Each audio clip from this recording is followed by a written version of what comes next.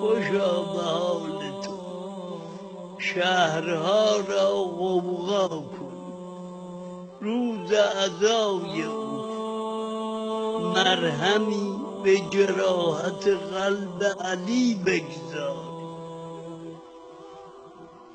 قدر این نعمت رو بدانید، امسال باید مضاعف بشه. امام هشتم ولی عصر نگران سوم جمادی الثانیه است. ببیند برای مادر پهلو شکسته او چه میکنه.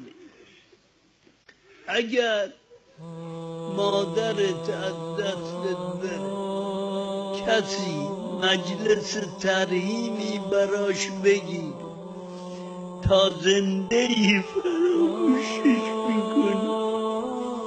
خوشا به حال این حیاتی که در ازای مادر ائمه معصومین بیرون میان.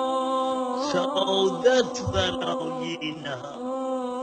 کاش میتوانستم قدم این سینه زنها رو میبوسیدم. اینها چه میکنن؟